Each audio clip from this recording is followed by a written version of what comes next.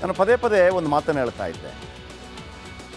ಪ್ರಿಯಾಂಕ್ ಖರ್ಗೆಗೆ ಒಂದು ದೊಡ್ಡ ನಾಯಕನಾಗುವಂಥ ಎಲ್ಲ ಯೋಗ್ಯತೆ ಇದೆ. ಆ್ಯಸ್ ಎ ಸೈದ್ಧಾಂತಿಕವಾಗಿ ಅವರು ಮಾತಾಡುವಂಥ ರೀತಿ, ಯಾಕಂದರೆ ಅವರು ಕಾಂಗ್ರೆಸ್ಸಲ್ಲಿದ್ದಾರೆ, ಬಿ ಜೆ ಪಿಯನ್ನು ಎದುರಾಕೊಳ್ಳುವಂಥ ರೀತಿ,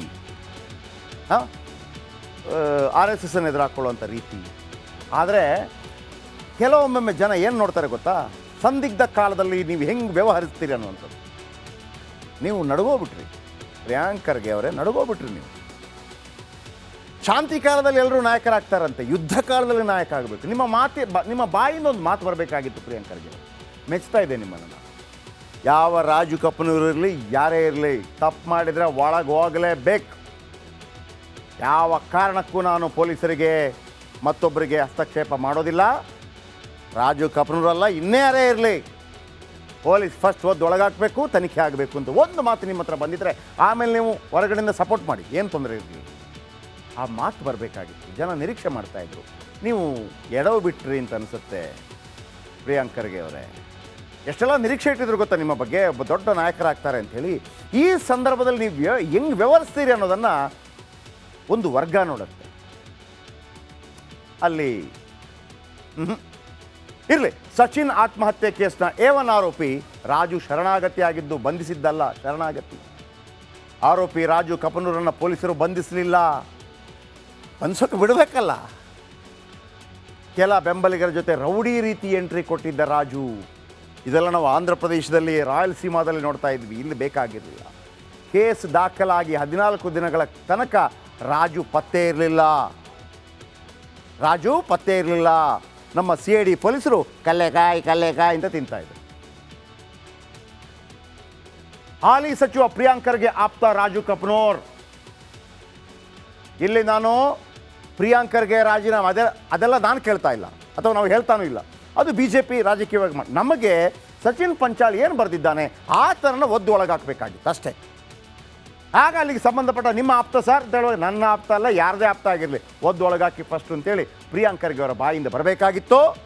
ಅದಾಗಲಿಲ್ಲ. ಈ ಥರನ ಬಂಧಿಸಲಿಲ್ಲ. ನಮ್ಮ ಪೊಲೀಸರು ಸೀಟ್ ಬೆಲ್ಟ್ ಹಾಕಿಲ್ಲ, ಜೀವಾವಧಿ ಶಿಕ್ಷೆ ವಿಧಿಸೋಣ ಅಂತೇಳಿ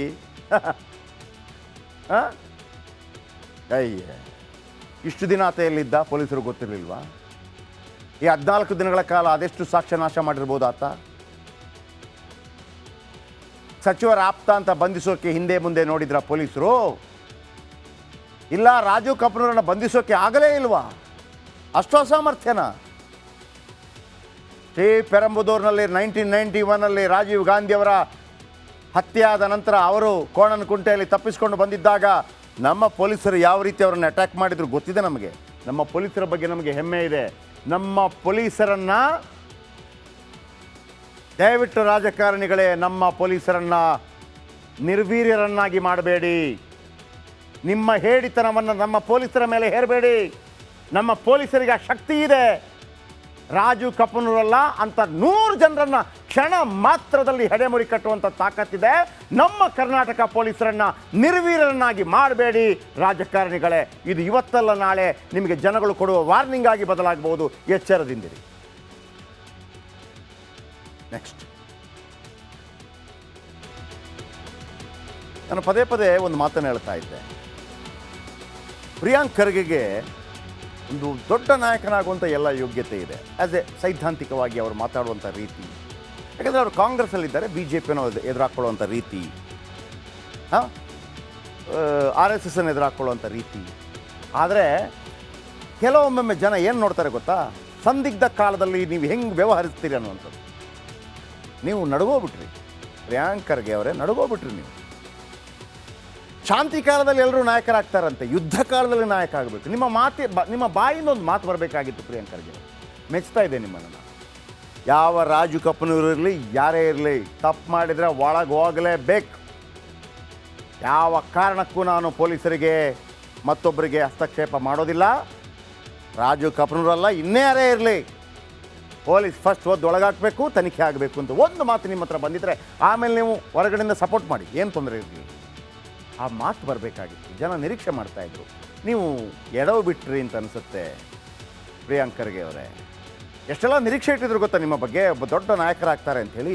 ಈ ಸಂದರ್ಭದಲ್ಲಿ ನೀವು ಹೆಂಗೆ ವ್ಯವಹರಿಸ್ತೀರಿ ಅನ್ನೋದನ್ನು ಒಂದು ವರ್ಗ ನೋಡುತ್ತೆ. ಅಲ್ಲಿ ಇರಲಿ. ಸಚಿನ್ ಆತ್ಮಹತ್ಯೆ ಕೇಸ್ನ A1 ಆರೋಪಿ ರಾಜು ಶರಣಾಗತಿಯಾಗಿದ್ದು ಬಂಧಿಸಿದ್ದಲ್ಲ, ಶರಣಾಗತಿ. ಆರೋಪಿ ರಾಜು ಕಪನೂರನ್ನು ಪೊಲೀಸರು ಬಂಧಿಸಲಿಲ್ಲ. ಬಂಧಿಸೋಕೆ ಬಿಡಬೇಕಲ್ಲ. ಕೆಲ ಬೆಂಬಲಿಗರ ಜೊತೆ ರೌಡಿ ರೀತಿ ಎಂಟ್ರಿ ಕೊಟ್ಟಿದ್ದ ರಾಜು. ಇದೆಲ್ಲ ನಾವು ಆಂಧ್ರ ಪ್ರದೇಶದಲ್ಲಿ ರಾಯಲಸೀಮಾದಲ್ಲಿ ನೋಡ್ತಾ ಇದ್ವಿ, ಇಲ್ಲಿ ಬೇಕಾಗಿರಲಿಲ್ಲ. ಕೇಸ್ ದಾಖಲಾಗಿ 14 ದಿನಗಳ ತನಕ ರಾಜು ಪತ್ತೆ ಇರಲಿಲ್ಲ. ನಮ್ಮ CID ಪೊಲೀಸರು ಕಲ್ಲೆಕಾಯಿ ಅಂತ ತಿಂತಾಯಿದ್ರು. ಹಾಲಿ ಸಚಿವ ಪ್ರಿಯಾಂಕ್ ಖರ್ಗೆ ಆಪ್ತ ರಾಜು ಕಪನೂರ್. ಇಲ್ಲಿ ನಾನು ಪ್ರಿಯಾಂಕ್ ಖರ್ಗೆ ರಾಜೀನಾಮೆ ಅದೆಲ್ಲ ನಾನು ಕೇಳ್ತಾ ಇಲ್ಲ, ಅಥವಾ ನಾವು ಹೇಳ್ತಾನೂ ಇಲ್ಲ. ಅದು BJP ರಾಜಕೀಯವಾಗಿ ನಮಗೆ ಸಚಿನ್ ಪಂಚಾಲ್ ಏನು ಬರೆದಿದ್ದಾನೆ ಆ ಥರನ ಒದ್ದು ಒಳಗಾಕಬೇಕಾಗಿತ್ತು ಅಷ್ಟೇ. ಆಗ ಅಲ್ಲಿಗೆ ಸಂಬಂಧಪಟ್ಟ ನಿಮ್ಮ ಆಪ್ತ ಸರ್ ಅಂತ ಹೇಳುವಾಗ ನನ್ನ ಆಪ್ತ ಅಲ್ಲ, ಯಾರದೇ ಆಪ್ತ ಆಗಿರಲಿ, ಒದ್ದು ಒಳಗಾಕಿ ಫಸ್ಟ್ ಅಂತೇಳಿ ಪ್ರಿಯಾಂಕ್ ಖರ್ಗೆ ಅವರ ಬಾಯಿಂದ ಬರಬೇಕಾಗಿತ್ತು. ಅದಾಗಲಿಲ್ಲ. ಈ ಥರನ ಬಂಧಿಸಲಿಲ್ಲ. ನಮ್ಮ ಪೊಲೀಸರು ಸೀಟ್ ಬೆಲ್ಟ್ ಹಾಕಿಲ್ಲ, ಜೀವಾವಧಿ ಶಿಕ್ಷೆ ವಿಧಿಸೋಣ ಅಂತೇಳಿ ಅಯ್ಯ, ಇಷ್ಟು ದಿನ ಆತ ಪೊಲೀಸರು ಗೊತ್ತಿರಲಿಲ್ವಾ? ಈ 14 ದಿನಗಳ ಕಾಲ ಅದೆಷ್ಟು ಸಾಕ್ಷ್ಯ ನಾಶ ಮಾಡಿರ್ಬೋದು ಆತ? ಸಚಿವರ ಆಪ್ತ ಅಂತ ಬಂಧಿಸೋಕೆ ಹಿಂದೆ ಮುಂದೆ ನೋಡಿದ್ರ ಪೊಲೀಸರು? ಇಲ್ಲ, ರಾಜು ಕಪನೂರನ್ನು ಬಂಧಿಸೋಕೆ ಆಗಲೇ ಇಲ್ವಾ? ಅಷ್ಟು ಅಸಾಮರ್ಥ್ಯನ? ಪೆರಂಬದೂರಿನಲ್ಲಿ 1991 ರಾಜೀವ್ ಗಾಂಧಿಯವರ ಹತ್ಯೆ ಆದ ನಂತರ ಅವರು ಕೋಣನಕುಂಟೆಯಲ್ಲಿ ತಪ್ಪಿಸಿಕೊಂಡು ಬಂದಿದ್ದಾಗ ನಮ್ಮ ಪೊಲೀಸರು ಯಾವ ರೀತಿ ಅವರನ್ನು ಅಟ್ಯಾಕ್ ಮಾಡಿದ್ರು ಗೊತ್ತಿದೆ ನಮಗೆ. ನಮ್ಮ ಪೊಲೀಸರ ಬಗ್ಗೆ ನಮಗೆ ಹೆಮ್ಮೆ ಇದೆ. ನಮ್ಮ ಪೊಲೀಸರನ್ನು ದಯವಿಟ್ಟು ರಾಜಕಾರಣಿಗಳೇ, ನಮ್ಮ ಪೊಲೀಸರನ್ನು ನಿರ್ವೀರ್ಯರನ್ನಾಗಿ ಮಾಡಬೇಡಿ. ನಿಮ್ಮ ಹೇಡಿತನವನ್ನು ನಮ್ಮ ಪೊಲೀಸರ ಮೇಲೆ ಹೇರಬೇಡಿ. ನಮ್ಮ ಪೊಲೀಸರಿಗೆ ಆ ಶಕ್ತಿ ಇದೆ. ರಾಜು ಕಪನೂರಲ್ಲ ಅಂತ 100 ಜನರನ್ನು ಕ್ಷಣ ಮಾತ್ರದಲ್ಲಿ ಹೆಡೆಮುರಿ ಕಟ್ಟುವಂಥ ತಾಕತ್ತಿದೆ.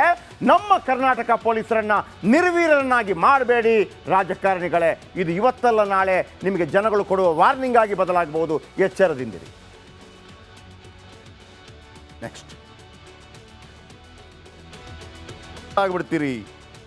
ಯಾರೋ ಒಬ್ಬ ಪಾಪದ ಹುಡುಗ ಹೆಲ್ಮೆಟ್ ಹಾಕ್ಕೊಂಡು ಹೆಲ್ಮೆಟ್ ಹಾಕಿಲ್ಲ ಅನ್ನೋ ಕಾರಣಕ್ಕಾಗಿ ಆತನ ಮೇಲೆ ಎಗರಿ ಬೀಳ್ತೀರಿ.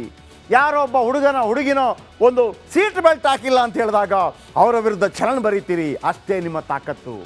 ಒಬ್ಬ ಆಫ್ಟರ್ ಆಲ್ ರಾಜು ಕಪನೂರ್ನ ಹೆಡೆಮುರಿ ಕಟ್ಟೋದಕ್ಕೆ ನಿಮಗಿಂದ ಸಾಧ್ಯ ಆಗಿಲ್ಲ. ಆತನೇ ಸರೆಂಡರ್ ಆಗಬೇಕಾಯಿತು. ಇದು ನಮ್ಮ ವ್ಯವಸ್ಥೆಗೆ ಚಾಟಿ ಪೆಟ್ಟು. ಒಂದು ರಿಪೋರ್ಟ್.